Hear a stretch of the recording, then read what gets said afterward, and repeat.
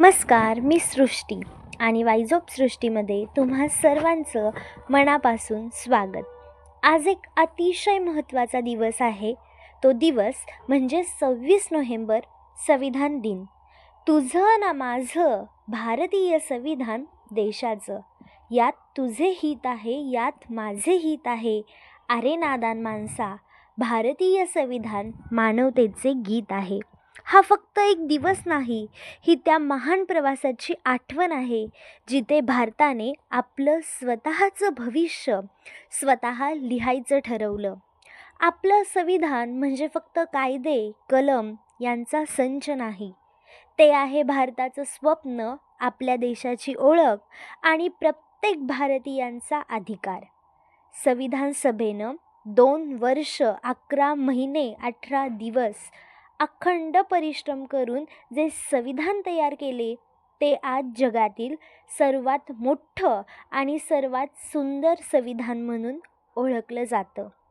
या संविधानामागे ज्या तेजस्वी मनांनी काम केलं, त्यातील सर्वात मोठं नाव म्हणजे भारतीय राज्यघटनेचे शिल्पकार, महामानव, विश्वरत्न, क्रांतीसूर्य, परमपूज्य डॉक्टर बाबासाहेब आंबेडकर.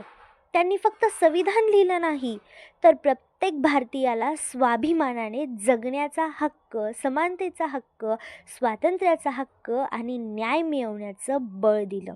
आज आपण ज्या प्रत्येक स्वातंत्र्याचा आनंद घेतो, शिक्षणाचा अधिकार, मत देण्याचा अधिकार, अभिव्यक्ती, स्वातंत्र्य, नोकरी, न्याय, हे सगळं संविधानामुळं शक्य झालं.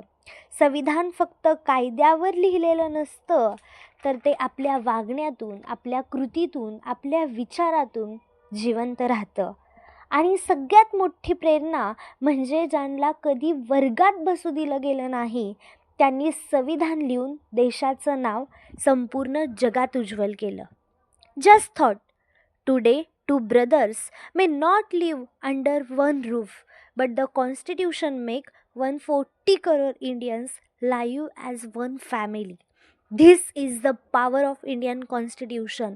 म्हणून आज संविधान दिनी आपण सगळ्यांनी एक गोष्ट स्वतःशी नक्की बोलायची: मी माझे अधिकार जपेन, मी माझ्या कर्तव्यांना प्रामाणिक राहीन, मी भारताच्या संविधानाचा मान आणि सन्मान राखेन.